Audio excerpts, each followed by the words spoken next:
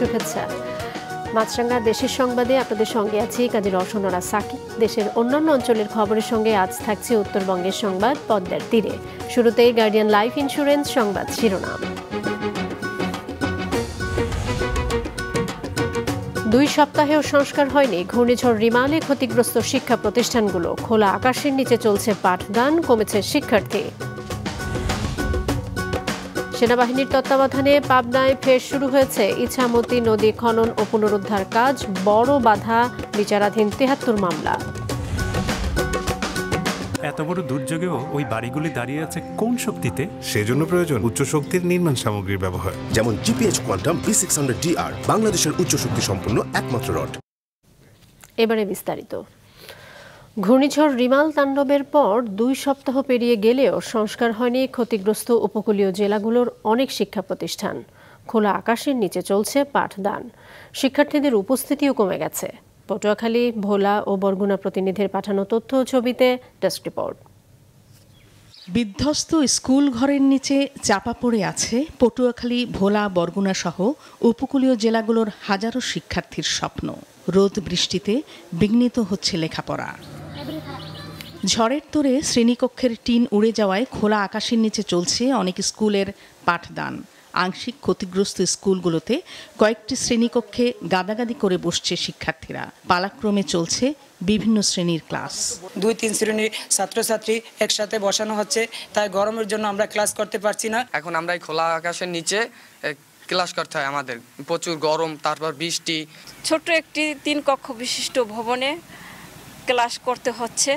বেশি স্টুডেন্ট আসলে তখন আমার খোলা আকাশের নিচে বসাতে হচ্ছে। এই উপায় থেকে আমি কর্তৃপক্ষের নিকট আবেদন জানাই, অতি দ্রুত আমি কীভাবে শ্রেণীর কার্যক্রম পরিচালনা করব তার একটা সুব্যবস্থা গ্রহণ করার জন্য। একে তো বাড়িঘর হারা, তার উপর স্কুলগুলোর এমন দুর্দশায় দিশেহারা অভিভাবক, শিক্ষক, শিক্ষার্থী সবাই। এই অবস্থায় দিন দিন কমছে উপস্থিতি। এই তপ্ত রোদে পুড়ে বৃষ্টিতে ভিজে তারা ক্লাস করতেছে।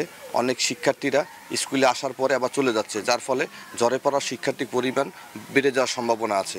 প্রবল জোয়ারে বরগুনা সদর উপজেলার ঢলুয়া ইউনিয়নের বেড়িবাঁধ ধসে যাওয়ায় বিষখালী নদীতে বিলীন হয়েছে ডালভাঙা BM মাধ্যমিক বিদ্যালয় এবং ডালভাঙা সরকারি প্রাথমিক বিদ্যালয়ের কিছু অংশ। ক্লাসের ভিতরে পানি থাকায় আমাদের রাস্তা গাছের ছায়ায় বা রাস্তায় বসে আমাদের ক্লাস করতে হয় চেয়ার টেবিল দিয়ে। এই নদীটা ভাঙ্গার কারণে আমাদের ক্লাসরুমে অনেক সময় অনেক অসুবিধা হয়। এর কারণে আমাদের বিদ্যালয়ে বেশি শিক্ষার্থীও উপস্থিত হতে পারে না। বিকল্প ব্যবস্থায় ক্ষতিগ্রস্ত স্কুলগুলোর শিক্ষা কার্যক্রম চালু রাখতে শিক্ষকদের আহ্বান জানান জেলা শিক্ষা কর্মকর্তা। খুবই করুণ অবস্থা। তো আমরা বলেছি যে অন্য কোনো যদি কোনো ব্যবস্থা করা যায় কিনা বিকল্প, সেটা আমাদেরকে আমি গভর্নিং বোর্ডকে ভেবে দেখার জন্য আমি অনুরোধ করেছি। ক্ষতিগ্রস্ত শিক্ষা প্রতিষ্ঠানগুলোর তালিকা করে সংশ্লিষ্ট মন্ত্রণালয়ে পাঠানো হয়েছে। আর্থিক বরাদ্দ পেলে সংস্কারের আশ্বাস দেয় শিক্ষা প্রকৌশল অধিদপ্তর। এর একটা লিস্ট আমরা মাদ্রাসা অধিদপ্তরে পাঠিয়ে দিয়েছি এবং মাধ্যমিকেও পাঠিয়ে দিয়েছি। কর্তৃপক্ষ উপর থেকে এখন যে নির্দেশ দেবে এগুলো সংস্কারের ব্যাপারে বা নির্মাণের ব্যাপারে, সেই রকম প্রতিষ্ঠানগুলো কাজ করবে প্রশাসনের তদারকি। ব্যাপক ক্ষয়ক্ষতি হয়েছে, তার ভিতরে আমাদের মাধ্যমিক ও উচ্চশিক্ষা অধিদপ্তরের প্রায় 230টা মতো শিক্ষা প্রতিষ্ঠান ক্ষতিগ্রস্ত হয়েছে। এর তালিকা প্রস্তুত করেছি এবং ক্ষয়ক্ষতির পরিমাণ নির্ধারণ করে আমরা আমাদের অধিদপ্তরের মাধ্যমে মন্ত্রণালয়ে পাঠিয়েছি। এগুলো অনুমোদন হয়ে আসলে ইনশাল্লাহ আমরা কাজ শুরু করব। খোলা আকাশের নিচে আমাদের শিশুরা কষ্ট করছে, তারা কাজ করতে পারতেছে না। আমি অবশ্যই যখন আমরা লিস্টটা করব, এটাকে আমরা অগ্রাধিকার দিয়েই এই কাজটা যাতে সবার আগে হয় সেই জন্য আমি প্রচেষ্টা নিব। ঘূর্ণিঝড় রিমালের আঘাতে 3 উপকূলীয় জেলায় 1000-এর বেশি শিক্ষা প্রতিষ্ঠান ক্ষতিগ্রস্ত হয়েছে। নাদিয়া আফরিন, মাছরাঙা নিউজ ডেস্ক। মুজিব শতবর্ষ উপলক্ষে 5ম ধাপের দ্বিতীয় পর্যায়ে দেশের 26 জেলার কয়েক হাজার ভূমিহীন ও গৃহহীন পরিবারকে জমি সহ গৃহ হস্তান্তর করেছেন প্রধানমন্ত্রী। গণভবন থেকে ভিডিও কনফারেন্সের মাধ্যমে ঘরগুলো হস্তান্তর করেন প্রধানমন্ত্রী। ডেস্ক রিপোর্টে বিস্তারিত। দেশের কোনো মানুষ ভূমিহীন থাকবে না। মুজিব শতবর্ষ উপলক্ষে এমন পরিকল্পনার অংশ হিসেবে ভূমিহীনদের মাঝে জমিসহ গৃহ হস্তান্তর করছে সরকার। সকালে পঞ্চম ধাপের দ্বিতীয় পর্যায়ে 18,566টি পরিবারকে জমিসহ নির্মিত ঘর হস্তান্তর করা হয়। প্রধানমন্ত্রী শেখ হাসিনা গণভবন থেকে অনলাইনের মাধ্যমে যুক্ত হয়ে ঘরগুলো হস্তান্তর কার্যক্রমের উদ্বোধন করেন। এর মধ্য দিয়ে গৃহ ও ভূমিহীন মুক্ত হল দেশের আরও 26টি জেলা এবং 70টি উপজেলা। এখন পর্যন্ত গৃহ ও ভূমিহীন মুক্ত হয়েছে 58টি জেলার 264টি উপজেলা। ভিডিও কনফারেন্সের সময় অপর প্রান্ত থেকে অনলাইনে যুক্ত হন সংশ্লিষ্ট জেলার প্রশাসনের কর্মকর্তা, জনপ্রতিনিধি, গণ্যমান্য ব্যক্তি ও সুবিধাভোগী হতদরিদ্ররা। প্রধানমন্ত্রীর দেয়া উপহার পেয়ে আবেগে আপ্লুত হয়ে পড়েন তারা। এ সময় প্রধানমন্ত্রীর দীর্ঘায়ু কামনা করে দোয়া করা হয়। থাকবে রাস্তাই পাই নেই, কীভাবে যে রাস্তার ধারে ছিলাম, দারুণ কষ্ট করছি। এখন আল্লাহ দিছে ঘর দিছে, খুবই সুখী। সরকার ভালোই দিয়েছে, ভালোই আছি, খুশি হয়েছি। এখন ভালোই আছি, সরকার ঘর দিছে একটা। সরকার যদি চলার মতন কোনো যদি পরিস্থিতি করে দেয় তাহলে আর একটু ভালো হবে। প্রত্যেক সুবিধাভোগীকে 2% খাত জমি ও নতুন ঘর উপহার দেয়া হয়। প্রধানমন্ত্রীর অনুমতির পর তাদের হাতে জমির দলিল ও ঘরের চাবি তুলে দেন প্রশাসনের কর্মকর্তারা। ঘর পাশে জায়গা জমির একটু পাশে থাকতে আছে, খাইতে আছে, আলাদা সুখে আছে, ভালোই আছে। প্রধানমন্ত্রী ঘর দিছে, খুব সুখে আছি। দুটা গাছ গাড়ার মতো দিছে, পুকুর দিছে, দুটা হাঁস পালবো, দুটা মুরগি পুষবো। মাননীয় প্রধানমন্ত্রীকে আমি অকুল ধন্যবাদ জানাই। এখন পর্যন্ত প্রায় 43,40,000 মানুষ ঘর পেয়েছেন, যার মধ্যে শুধু আশ্রয় প্রকল্পের সুবিধাভোগী 5,82,053টি পরিবারের 29,10,265 জন। হাসান মেহেদি, মাছরাঙা নিউজ ডেস্ক। এবার উত্তরবঙ্গের সংবাদ পদ্মার তীরে।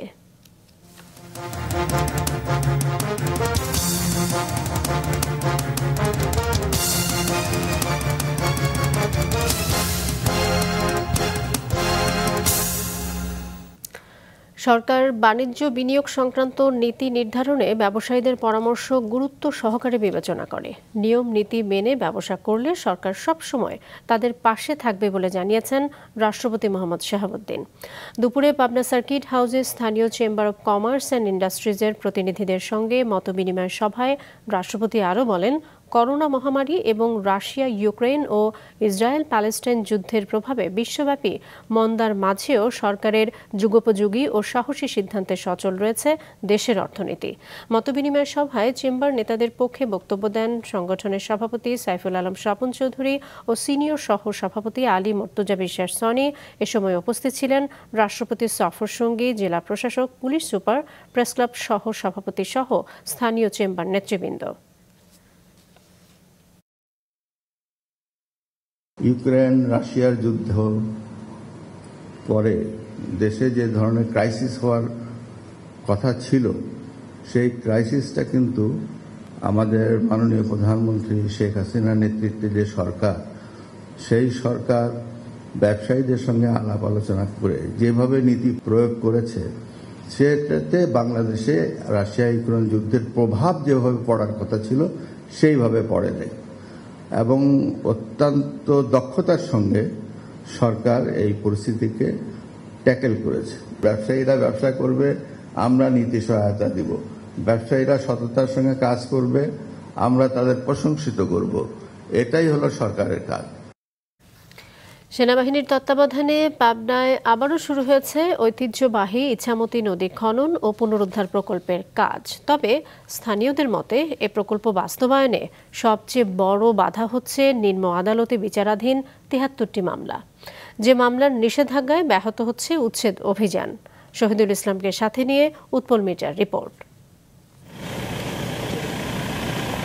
সেনাবাহিনীর 24 ইঞ্জিনিয়ারিং কনস্ট্রাকশন ব্রিগেডের তত্ত্বাবধানে পাবনা শহর থেকে 25 কিলোমিটার দূরে সাথিয়া উপজেলার মাতপুর থেকে ইছামতি নদী খনন কাজ শুরু করেছে পানি উন্নয়ন বোর্ড। বিগত সময়ে বারবার ইছামতি পুনরুদ্ধারের উদ্যোগ ভেস্তে গেলেও এবার সেনাবাহিনীর তত্ত্বাবধানে এ কাজ বাস্তবায়িত হয় আশাবাদী স্থানীয়রা। এর আগে ইছামতি নদী উদ্ধারে বা খননে অনেক টাকা তছরূপ হয়েছে। বাংলাদেশ সেনাবাহিনীর প্রতি আমাদের আস্থা আছে। আর্মি প্লাস পানি বোর্ড প্লাস আমরা একসাথেই এখানে শুরু করেছি 4টা এক্সকাভেটর দিয়ে, পরবর্তীতে আরও এক্সকাভেটর ইনক্রিজ করা হবে। বর্ষার আগে আমাদের ঈদে প্রোগ্রাম যে এই 800 মিটার, এখন 800 মিটার আমাদের পানি শেষা হয়েছে, ওইটাই আমরা বর্ষার আগে কাজটা শেষ করব, সমাপ্ত করব। তবে প্রকল্প বাস্তবায়নের ক্ষেত্রে সবচেয়ে বড় চ্যালেঞ্জই হচ্ছে মধ্য শহরের 5 কিলোমিটার অংশে, যেখানে দখল আর দূষণে অস্তিত্ব সংকটে পড়েছে নদীটি। এ অংশে প্রভাবশালীদের দায়েরকৃত 73টি মামলার কারণে বন্ধ নদী পুনরুদ্ধারের কাজ। এর আগে 2018 সালে উচ্চ আদালত সকল মামলা নিষ্পত্তি করায় 2019 সাল থেকে শুরু হয় উচ্ছেদ অভিযান। পরে এ অভিযান বন্ধে প্রভাবশালীরা মামলা করে নিম্ন আদালতে। এই উচ্ছেদ কাজগুলো বন্ধ করে দেওয়া হয়েছে, এত টাকা দিয়ে প্রকল্প শুরু করে আবার বন্ধ করে দেওয়া, কিছুই বুঝে আসলো না। উচ্চ আদালতে এই কাজটা মামলাটাকে নিষ্পত্তি করে কাজটা যাতে আবার দূরত্ব চলমান হয়ে যায় এবং আবার সেই সোনালী নদী আমরা ফিরে পাই। যে মামলাগুলো হাইকোর্ট থেকে খারিজ করা হয়েছে সেই মামলাগুলো পুনরায় নিম্নকোর্টে জিয়ে রাখা হয়েছে, মামলা দিয়ে কাজ বন্ধ রাখা হয়েছে। আমরা চাই এই মামলা দ্রুত নিষ্পত্তি হোক এবং সিএস ম্যাপ অনুযায়ী এটা খনন হোক। একটি চক্র, পাবনারই একটি চক্র, তারা এই মামলাগুলো করে এটাকে জটিলতা সৃষ্টি করেছে। পাবনার মানুষের প্রাণের দাবি ইসামতি উদ্ধার, সেই ইসামতি খননের কাজটা যেন সম্পন্ন করার জন্য, ত্বরান্বিত করবার জন্য আমি মহামান্য রাষ্ট্রপতি এবং মাননীয় প্রধানমন্ত্রীর কাছে আমি জোর দাবি জানাচ্ছি। এসব মামলা দ্রুত নিষ্পত্তির মাধ্যমে শহর অংশে প্রকল্পের কাজ শেষ করা সম্ভব হবে বলে আশাবাদী পানি উন্নয়ন বোর্ড। শহরের ভিতরে যে 5 কিলোমিটার আছে, এই 5 কিলোমিটারে আমরা যে মামলাগুলো আছে সেটা নিষ্পত্তি করে আমরা পরে উচ্ছেদ করব এবং কাজ বাস্তবায়ন করব।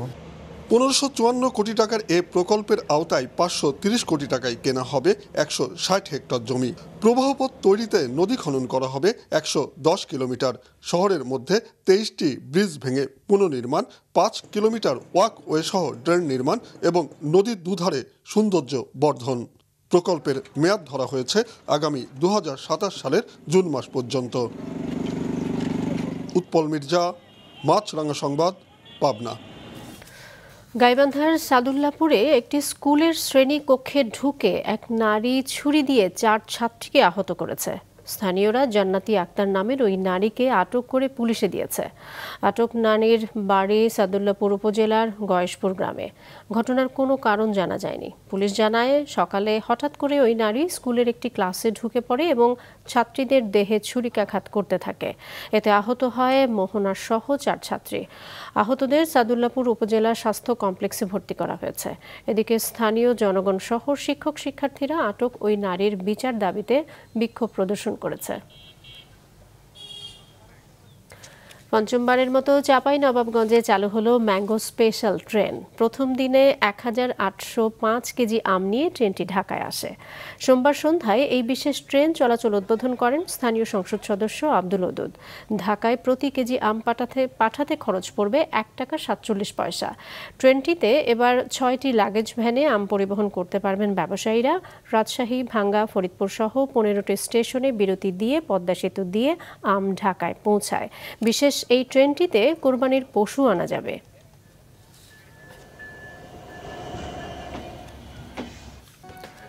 চট্টগ্রামের পতেঙ্গা কন্টেইনার টার্মিনালের কার্যক্রম শুরু হয়েছে। এটি পরিচালনা করছে সৌদি প্রতিষ্ঠান Red Sea Gateway Terminal. Abdullah রাকিবের রিপোর্ট, ক্যামেরায় ছিলেন রবিউল টিপু। আমদানি রপ্তানি পণ্য জাহাজে উঠানামায় চট্টগ্রাম বন্দরের মোট 3টি টার্মিনাল ব্যবহার হয়। এর মধ্যে 2টি বন্দর ও একটি দেশীয় প্রতিষ্ঠান পরিচালনা করে। এবার নতুন করে যুক্ত হলো পতেঙ্গা কন্টেইনার টার্মিনাল, যা বন্দরের ইতিহাসে প্রথমবারের মতো পরিচালনা শুরু করেছে সৌদি আরব ভিত্তিক রেড সি গেটওয়ে টার্মিনাল নামে বিদেশি প্রতিষ্ঠান। সিঙ্গাপুরের পতাকাবাহী মাইক্স দাবাও জাহাজে কন্টেনার উঠানামার মধ্য দিয়ে যাত্রা করল নতুন এই টার্মিনাল। আগামী 22 বছর এই টার্মিনালটি পরিচালনা করবে রেড সি গেটওয়ে। এটি চট্টগ্রাম বন্দরের ল্যান্ড লর্ড পদ্ধতির প্রথম টার্মিনাল। টার্মিনাল ব্যবস্থাপনায় সর্বাধুনিক প্রযুক্তি নির্ভর সরঞ্জাম ব্যবহার করা হচ্ছে। Everything is in this computer, everything is in the system. The trucks have little computers in their cabins. The big machinery has computers in their cabins. They will get the instruction on the screen. They know where to go. We know exactly where the containers are in the yard. So everything is going through the system. 24 ঘন্টায় টার্মিনালের operational কার্যক্রম চালু থাকবে, ফলে কমে আসবে জাহাজ অপেক্ষার গড় সময়। নিরাপত্তাকে গুরুত্ব দিয়ে ইতোমধ্যেই 265 জন দেশি বিদেশি বিশেষজ্ঞ কর্মী বাহিনী প্রশিক্ষিত করে নিয়োগ দেওয়া হয়েছে। The trucks will have a quicker turnaround time. There's all been agreed with port authorities, these KPIs. They insisted that we really improve the productivity. So they will be out quicker. They can do more truck trips per day and make more money, right? And the exporters will have their containers in the yard before the vessel, like now, before the vessel arrives. টার্মিনালটি বিদেশি প্রতিষ্ঠান পরিচালনার ফলে বৃদ্ধি পাবে প্রতিযোগিতা, বাড়বে বন্দরের রাজস্ব, যা বন্দরের সক্ষমতা বাড়াতে ভূমিকা রাখবে বলছেন বন্দর কর্তৃপক্ষ। রেভিনিউটা অনেক বেড়ে যায়, কম্পিটিশনটা বেড়ে যায়। আজকে এই সৌদি রেড সি গেটওয়ে এসছে, কালকে আপনি ডিপি ওয়ার্ল্ড আসবে, পিএসএস সিঙ্গাপুর আসবে, আবুধাবি পোর্ট গ্রুপ আসবে, আরও অনেকেই আসতেছে আমাদের সাথে। এরা আসলে যেটা হবে, প্রচণ্ড কম্পিটিশন বাড়বে, আলটিমেটলি আপনার সার্ভিসটা বেটার হবে। তো সব দিক দিয়ে একটা প্রচণ্ড উইন উইন সিচুয়েশন। সেই উইন উইন সিচুয়েশনের মধ্যে আমরা আছি। টার্মিনালটি থেকে আজ 800 একক কন্টেইনার নিয়ে ইন্দোনেশিয়ার বেলাওয়ান বন্দরের উদ্দেশ্যে যাত্রা করবে জাহাজটি। এরপর মালয়েশিয়ার কেলাং বন্দর হয়ে চীনের বন্দরে পৌঁছানোর কথা রয়েছে। আব্দুল্লাহ রাকিব, মাছরাঙ্গা সংবাদ, চট্টগ্রাম। মানিকগঞ্জে জিয়া স্মৃতি পাঠাগার পরিদর্শন করেছেন বিএনপি মহাসচিব মির্জা ফখরুল ইসলাম আলমগীর। দুপুরে শহরের সেউতায় এই স্মৃতি পাঠাগার পরিদর্শন করেন তিনি। এ সময় জিয়া স্মৃতি পাঠাগার কেন্দ্রীয় কমিটির সভাপতি আব্দুল সালাম, সদস্য সচিব দীপ্তি, জেলা বিএনপির সভাপতি আফরোজা খান রীতা উপস্থিত ছিলেন। বিকেলে মুন্নু সিটিতে ঢাকা বিভাগীয় আয়োজনে জিয়াউর রহমানের শাহাদাত বার্ষিকী উপলক্ষে এক সেমিনারে যোগ দেন মির্জা ফখরুল। দেশে নিটওয়্যার তৈরি পোশাক শিল্প খাত থেকে সবচেয়ে বেশি বৈদেশিক মুদ্রা অর্জন করা হয় বলে জানিয়েছেন নারায়ণগঞ্জের সংসদ সদস্য এবং তৈরি পোশাক শিল্প মালিকদের শীর্ষ সংগঠন বিকেএমই এর সভাপতি AKM সেলিম। দুপুরে নারায়ণগঞ্জ কলেজে নবনির্মিত শহীদ মিনার, শেখ কামাল ভবনের 8ম তলা নির্মাণ কাজ এবং কলেজ লাইব্রেরির কার্যক্রমের উদ্বোধনী অনুষ্ঠানে একথা বলেন তিনি। 1996 সাল থেকে এ পর্যন্ত নিটওয়্যার তৈরি পোশাক রপ্তানি হয়ে আসছে নারায়ণগঞ্জ এবং তার আশেপাশের জেলাগুলো থেকে। রাজবাড়ীর দৌলতদিয়া 6 নম্বর ফেরিঘাটে ফের ভাঙন দেখা দিয়েছে। গেল কয়েকদিন ধরে ঘাট সংলগ্ন 100 মিটার এলাকায় ভাঙন ঠেকাতে ফেলা জিও ব্যাগের বালু ভর্তি বস্তাগুলো খুলে গেছে। এতে ঘাটের আশেপাশের 1000 মিটার এলাকার জনবসতি, ব্যবসা প্রতিষ্ঠান ও শিক্ষা প্রতিষ্ঠান ভাঙনের ঝুঁকিতে পড়েছে। গত মাসের মাঝামাঝিতে এ ঘাটে ভাঙনের ফলে 300 মিটার নদীতে বিলীন হয়েছে।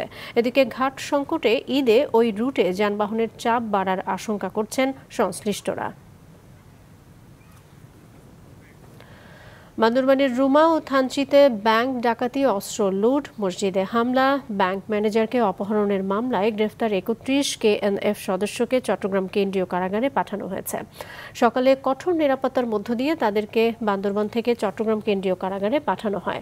বান্দরবান কারাগারের জেলার জানান, স্থান সংকুলান না হওয়ায় 16 নারী ও 15 পুরুষ KNF সদস্যকে চট্টগ্রাম কেন্দ্রীয় কারাগারে পাঠানো হয়েছে। তিনি আরও জানান, আদালতে শুনানির দিন তাদের আবারও বান্দরবানে আনা হবে। নেত্রকোনা সদর উপজেলার কাইলাটি ইউনিয়নের ভাষাপাড়া গ্রামের জঙ্গি আস্তানায় অভিযান শেষে পিস্তল সহ 80 ধরনের সরঞ্জাম জব্দের ঘটনায় মামলা করা হয়েছে। দুপুরে সন্ত্রাস দমন আইনের 7 ধারায় নেত্রকোনা মডেল থানায় এ মামলা করে পুলিশ। এর আগে রবিবার বিকেলে ময়মনসিংহ রেঞ্জের DIG অভিযানের সমাপ্তি ঘোষণা করেন। শুক্রবার দুপুরে বাড়িটি ঘিরে অভিযানে নামে পুলিশ। এ সময় পিস্তল ও গুলি সহ 80 ধরনের মালামাল জব্দ করা হয়। এছাড়াও 2টি শক্তিশালী IID বোমা নিষ্ক্রিয় করে আইনশৃঙ্খলা বাহিনী। সেন্ট মার্টিনসগামী স্পিড বোট লক্ষ্য করে সীমান্তের ওপারের মিয়ানমার থেকে ফের গুলিবর্ষণের ঘটনা ঘটেছে। সকালেও সেন্ট মার্টিনসগামী একটি স্পিড বোট লক্ষ্য করে গুলিবর্ষণ করা হয় বলে দাবি স্থানীয়দের।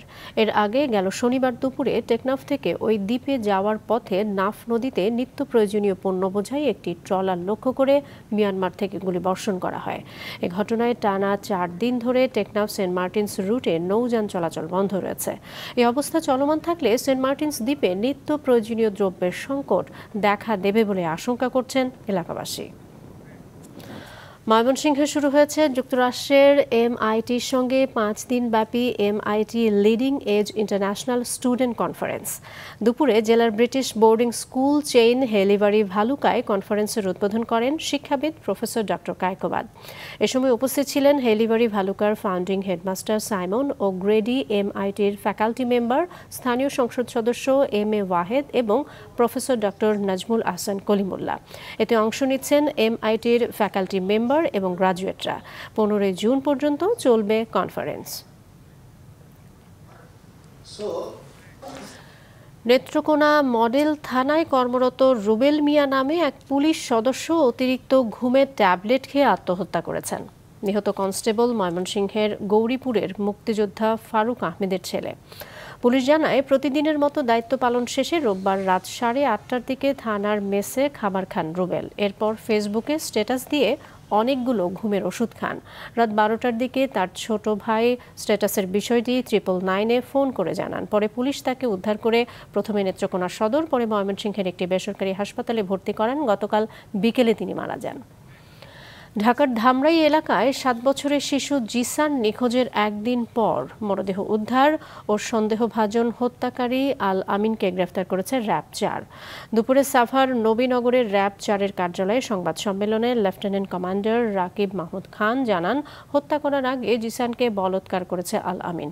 গত 9 জুন বিকেলে ধামরাইয়ের কালামপুর এলাকায় নিহত শিশুটির গলার রূপার চেইন ছিনিয়ে নিতে কৌশলে তাকে পাশের জঙ্গলে নিয়ে গিয়ে যায় হত্যাকারী। পরে বলৎকার করে ও চেইনটি খুলে নেয়।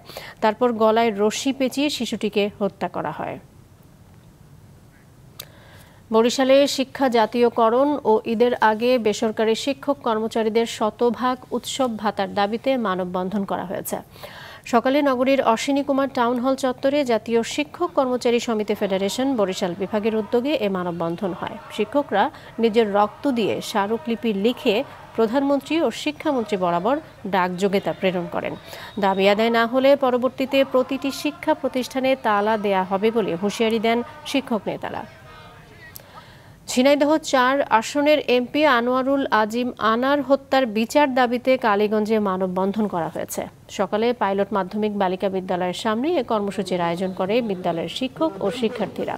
এ সময় বক্তারা বলেন, আনার হত্যার ঘটনায় জেলা আওয়ামী লীগের নেতা আটকের ঘটনা এটাই প্রমাণ করে যে রাজনৈতিক প্রতিহিংসার কারণে তাকে হত্যা করা হয়েছে। 7 বছর বিরতিতে বান্দরবনে শুরু হয়েছে প্রথম শ্রেণীর জেলা ক্রিকেট লীগ। সকালে লীগের উদ্বোধন করেন জেলা প্রশাসক শাহ মুজাহিদ উদ্দিন। জেলা স্টেডিয়ামে হবে এই আয়োজন। 9টি দল অংশ নিচ্ছে এবারের লিগে। জেলায় শেষ লীগ হয়েছিল 2017 সালে।